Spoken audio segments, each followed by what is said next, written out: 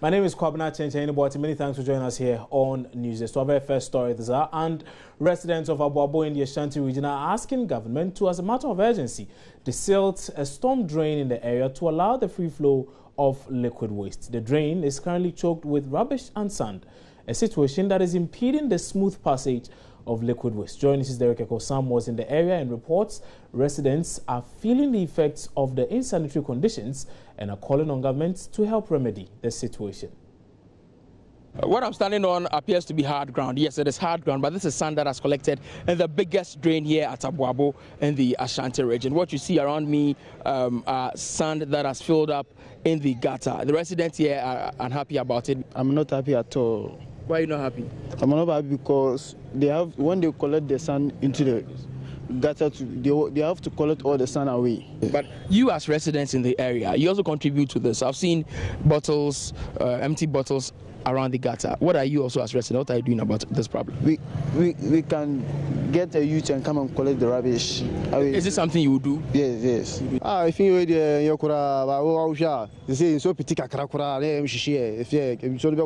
this is a bad situation, and we shudder anytime the clouds gather. The gutter spills anytime it rains heavily, and our rooms are flooded. They only come to desal the gutter when they need votes. Residents usually contract cholera and malaria. The sand has been in the gutter for a long time, and even when they collect the sand, it is left right beside the gutter and the wind takes it back into the drain. The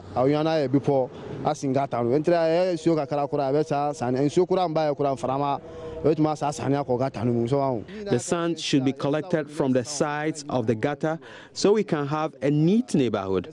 We are not happy about this at all. Because area say bre nsuka kre tokra na ewura manfo fie. The site is appalling. Residents suffer the most because our houses flood after torrential rains. We need help to collect the sand from the gutter so we can be free. The sand on the sides of the gutter should be collected so it doesn't go back into the drains. Because it is still here, it finds its way back into the gutter anytime it rains. The rubbish you see gathered here were brought from other parts of the city. Our parents spend their savings on us because we usually fall sick as a result of the pungent smell from the gutter.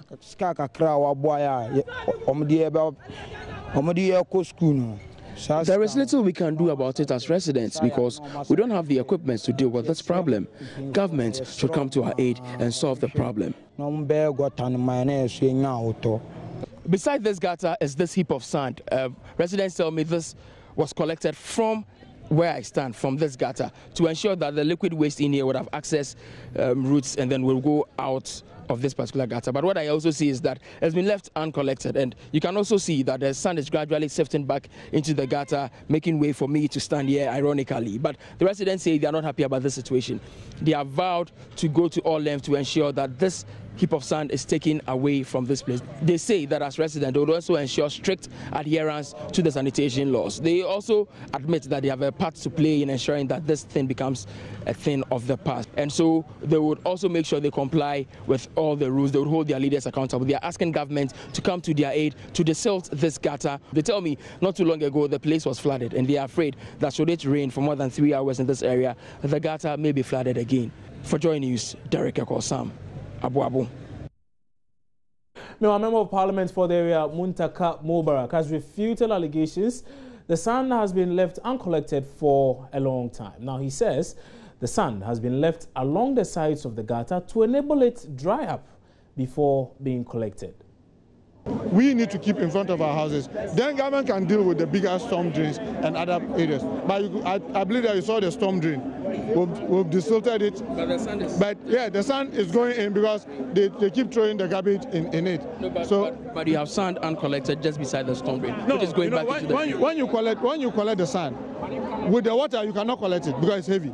You need to dump it at the side for it to dry up a little before you collect. You can see that on one side, all of it have been collected already. It's the other side. It is to wait for it the water to sip then it becomes lighter for the cargo to be able to carry it. So how long is it going to take you to collect that sand from besides? My was even here with me. We were talking. Fortunately, we have the French grant that is also going to augment the work that is being done. I don't know whether you saw the excavator that was there. I'm sure that by next week they will start collecting the sand from there. Let's remain in the Ashanti region a while longer, and cracks in the Menchia North branch continue to deepen as polling station and constituency executives threaten chaos if any attempt is made to carry out a National Executive Council directive to rerun all elections there. Now, they accuse the National Executive Council of the New Patriotic Party of hypocrisy. The executives have given the National Executive Council a 48-hour ultimatum to produce proof of the consent judgment cited as the reason to rerun all elections in the constituency. Love FM's Erastus Saridonko joins me on the phone lines now with the very latest on this. So, Erastus, tell us really what the problem is at this constituency. Well, your guess is as good as mine.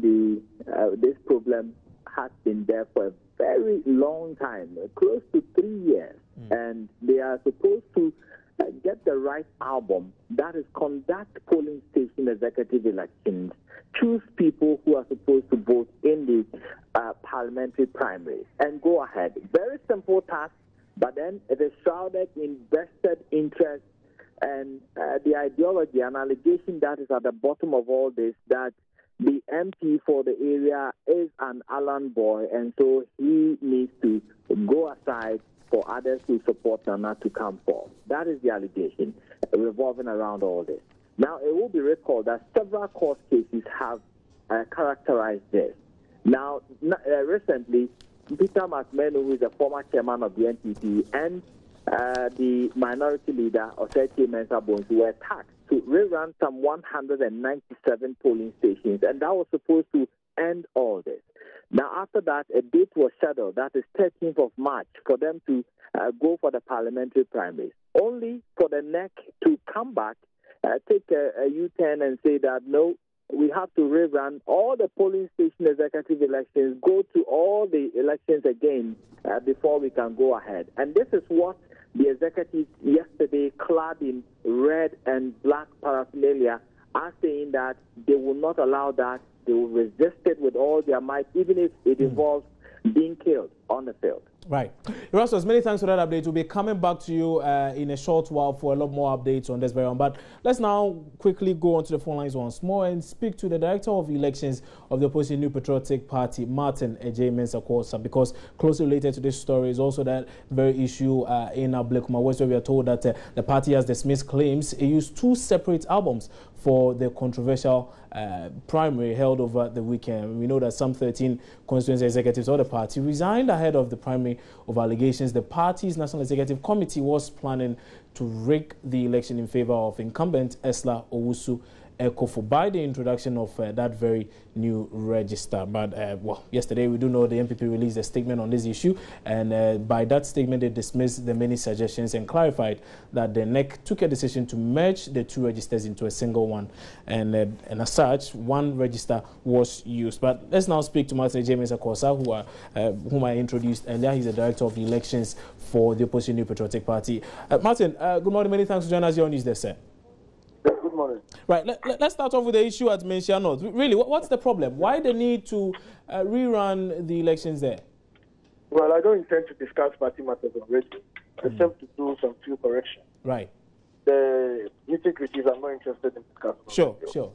But it is inaccurate if your man says that 197 police officers have been run, and the NEC decided to go and quash and do it from polling stations. That is inaccurate.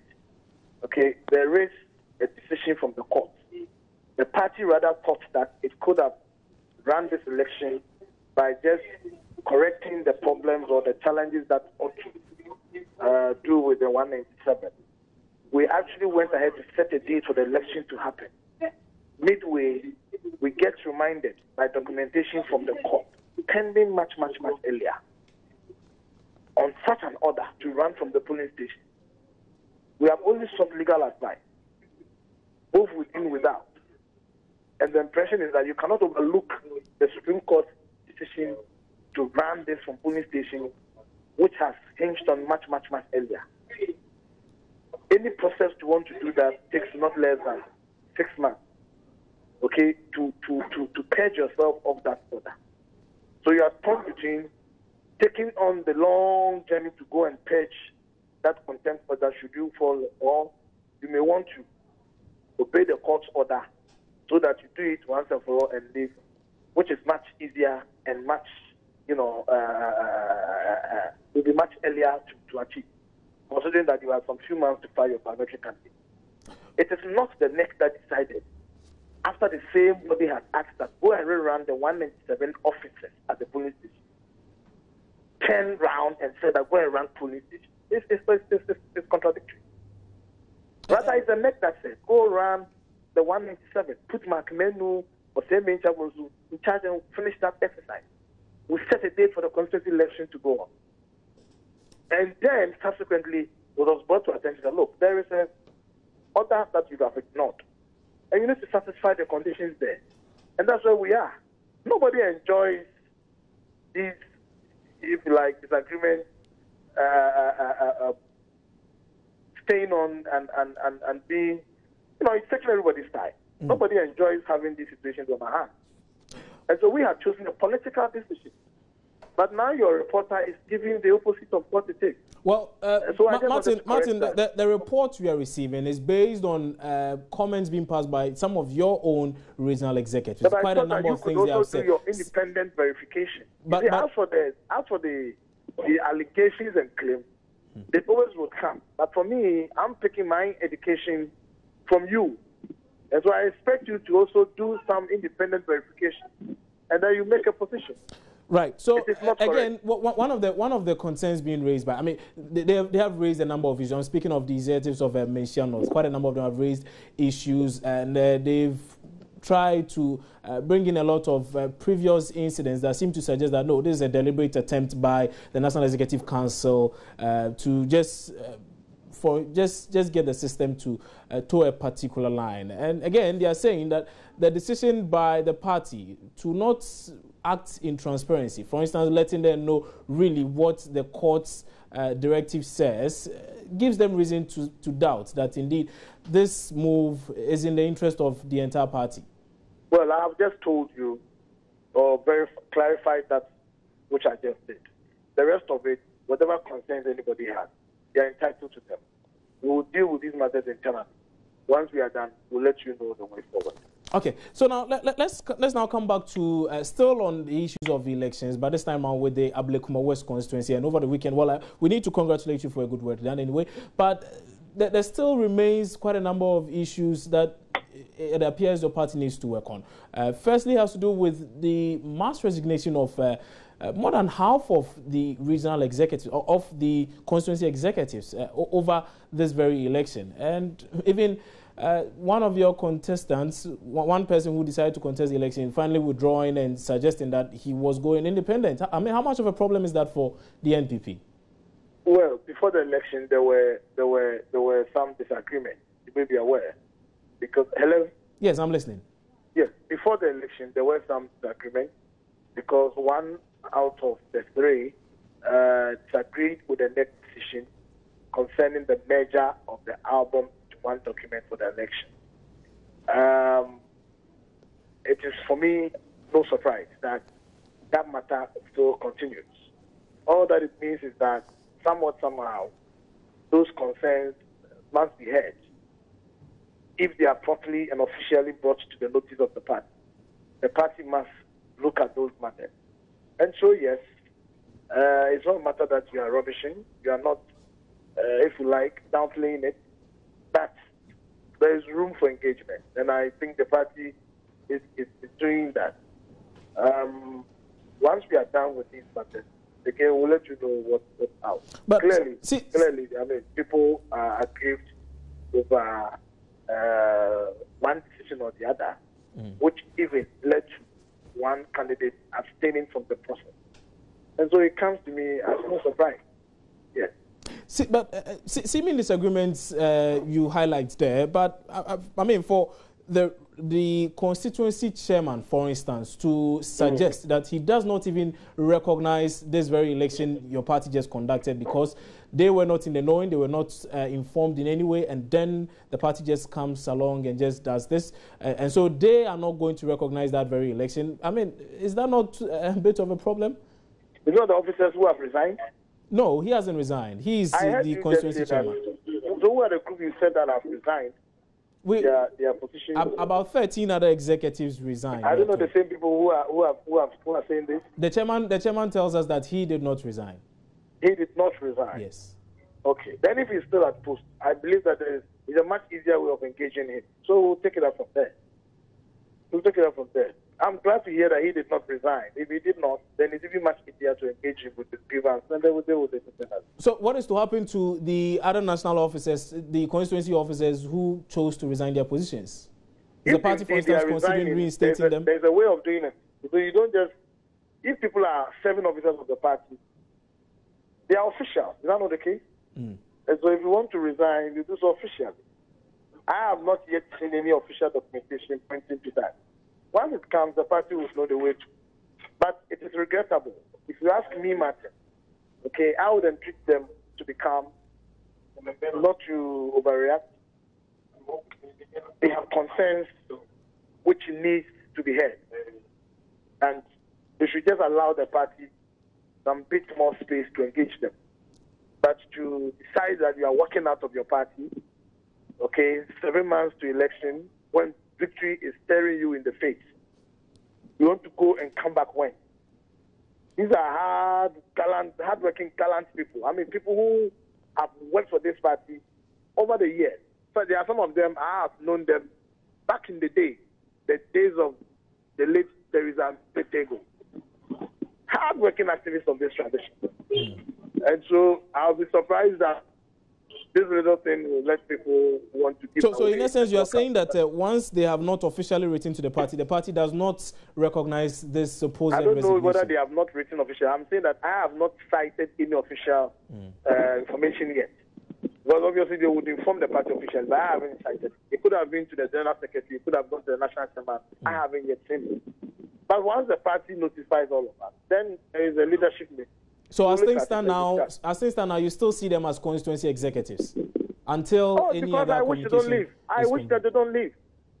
I wish that none of them leaves this party. But they have never been in this party because of an individual, and they will not leave because of an individual. They have believed and belong to this party because of what they know the party stands for.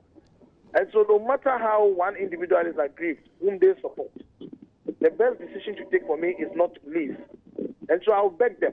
I'm begging them. I'm pleading with them. I know how these things work. You take a hasty decision, tomorrow it becomes another matter. They should stay calm. They should come home. This is our party.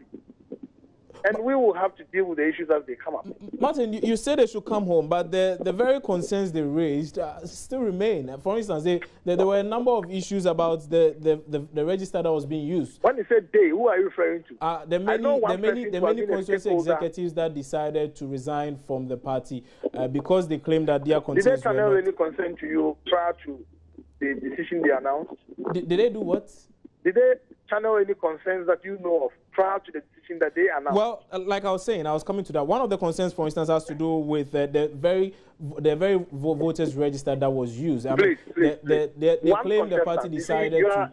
Let's not box the issues together. Okay, one contestant or an aspirant had issues. That is quite different from the many who are said to have resigned or done what have you. Some of the concerns the many who resigned gave out were that indeed the party was unduly trying to favor a particular candidate, and they are speaking of Ursula Owusu-Ekuful, the incumbent member of parliament. I don't know about that, but I'm saying that the concerns that I know had been officially tabled was those of Mr. Theophilus Tete, or Tete. And that is it. Anybody saying that they've resigned, I got to know that I think after the election on Saturday. And these are supposed to be well-wishers or supporters of Mr. Theophilus Tete.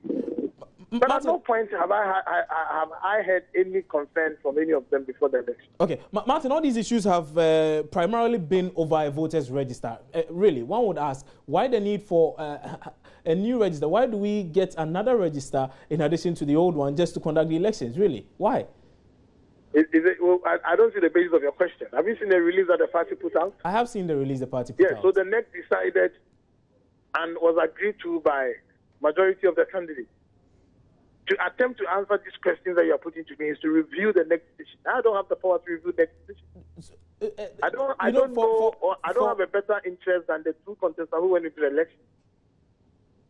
So why would NEC propose that a new register is added to the old one just for the elections to be conducted? Is that your understanding of the fact? According to the statement you put out, one register was added. There were two registers and they were merged into one. Yeah. Okay. So which one do you call the new one for the old? You ask the question. I'm just trying to learn from you. Martin, so this is the issue. Already we do know that there was an existing register that was being used. And then along the line, information we gathered suggested that there was a new register that was introduced. And so the controversy has been around just these two registers. We're using these two registers for the election. And now, according to your own statement, the National Executive Committee directed that we merge both documents and as such we use the new documents, and as after merging both, we use the new one to conduct the process. So my question is, why the need for a new one, really? Well, when these matters arose, a committee was set up to hear the facts, assemble the issues, make recommendations. The recommendations came to the NEC, and then the NEC decided on this, subsequent to which two of the candidates agreed, one disagreed. So there's been a long journey. I'm not sure that I even have the time to want to go through all of them and also have the power to review this decision. Hence, not even attempting to go there. Right. But I think that due process was done. A lot of work and discussion went into this. It is okay that somebody disagrees. I want to fully respect the right of Mr. Owusu-Ekuful to reject.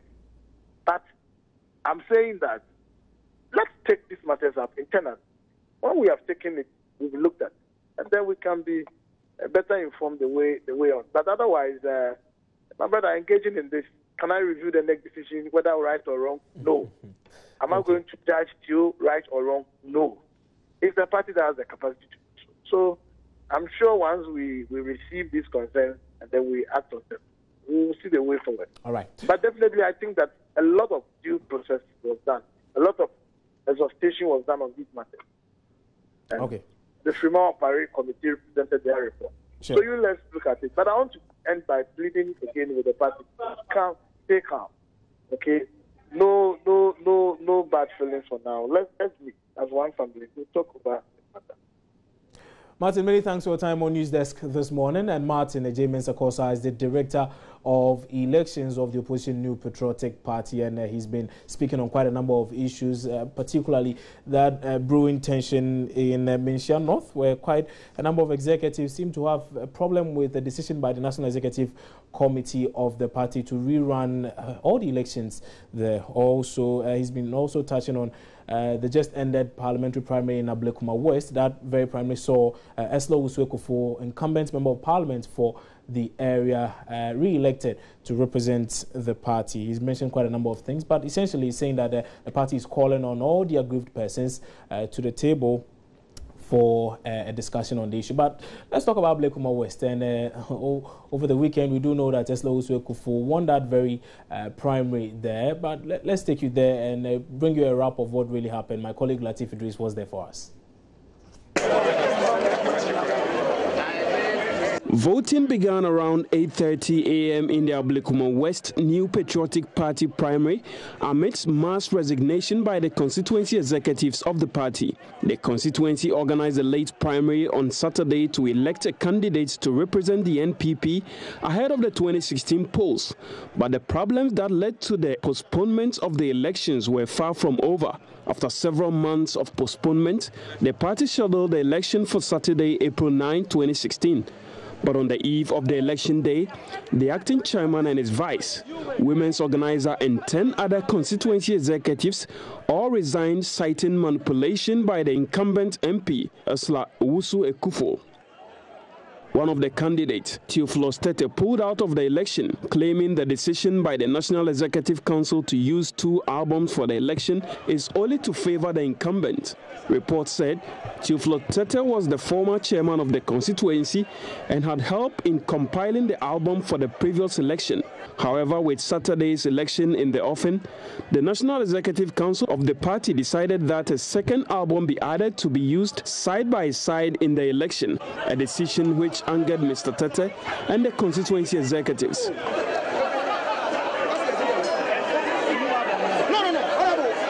He subsequently withdrew from the race, leaving 2 other contenders, the incumbent Ursula Owusu-Ekuful and Ronnie Nicole. On the election day, however, Ursula Owusu-Ekuful could not find her name in both registers, causing agitation among a section of supporters.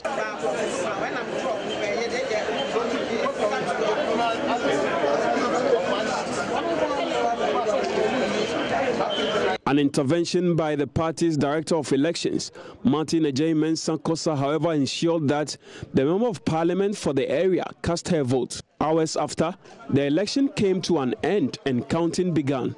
7, 8, 9, 10. Then came the declaration that saw Ursula Owusu given another mandate to represent the NPP in November's poll.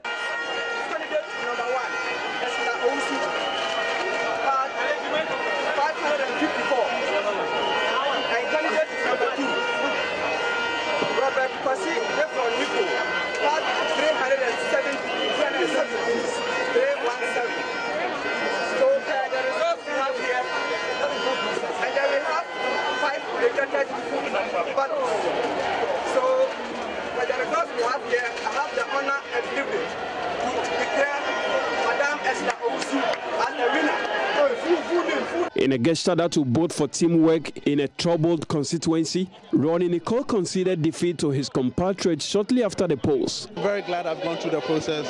I'm very glad with the massive numbers of delegates that turned up, and I know, God willing, next time is going to be my turn. Sometimes we win some, sometimes we lose some. But what matters is that we might unite as a party and move forward and help our flag run. And Ursula Owusu, on the other hand, expressed gratitude to the many supporters who worked for her victory. It is time for us to come together as one party, united behind their candidates, to work hard to retain the seats and to maximize the votes for our presidential candidate, Nana Akufo-Addo. I thank Ablekuma West was one of few constituencies that were exempted in the nationwide NPP primaries held last year to elect parliamentary candidates for the 2016 elections. There were issues of voter albums, accusations, counter-accusations, and legal tussle that kept the elections from being held.